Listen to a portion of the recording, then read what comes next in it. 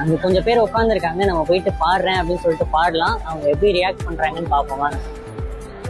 உங்களுக்காக ஒரு பாட்டு பாடலாம்.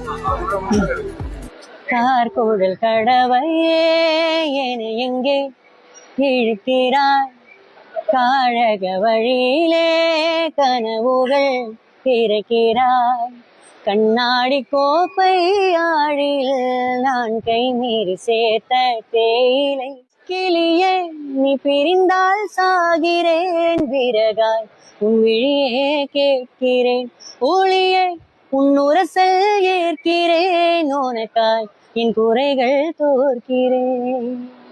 தேங்க்யூ.